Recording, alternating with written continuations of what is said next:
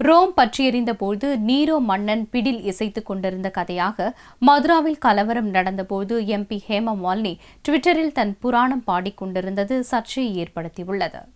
உத்தரப்பிரதேச மாநிலம் மதுராவில் ஏற்பட்ட கலவரத்தில் 2 போலீசார் உட்பட 22 பேர் கொல்லப்பட்டனர். ஆனால் மதுராவில் இருந்து லோக்சபாவுக்கு தேர்ந்தெடுக்கப்பட்ட நடிகை ஹேமா மாலினி மும்பை அருகே மத்தீவில் ஏக் தி ராணி இந்திப்பட ஷூட்டிங்கில் எடுத்த படங்களை தனது ட்விட்டர் அக்கவுண்டில் பதிவேற்றம் செய்து கொண்டிருந்தார். மெரூன் கலர் சேலை மற்றும் சல்வார் குர்தா அணிந்தபடி பல புகைப்படங்களை தனது அக்கவுண்டில் பதிவேற்றம் செய்த அவர் படம் விரைவில் ரிலீஸ் ஆக வேண்டும் என தனது ஆவலையும் ட்விட்டரில் தெரிவித்திருந்தார். மேலும் அந்த காலத்தில் மும்பையில் மத்தீவுக்கு செல்வதென்றால் 2 மணி நேரத்திற்கு படாத பாடுபட வேண்டியிருக்கும். இப்போ விசைப்படகில் 2 நிமிடத்தில் செல்ல முடிவதாகவும் புலகாங்கிதம் அடைந்திருந்தார். மதுராவில் கலவரம் நடக்கும்போது ஏன் இப்படி சம்பந்தமில்லாமல் படங்களை பதிவேற்றம் செய்கிறீர்கள் என்று பாரதிய ஜனதா தலைமை கடிந்து கொண்ட பிறகே ஷூட்டிங் போட்டோக்களை டெலீட் செய்தார் ஹேமா மாலினி. அதோடு நில்லாமல் மதுரா கலவரம் தொடர்பாக CBI விசாரணைக்கு உத்தரவிட வேண்டும் என ட்விட்டரில் அறிக்கை வெளியிட்டு பொறுப்புள்ள மக்கள் பிரதிநிதியாக தன்னை காட்டிக் கொண்டார்.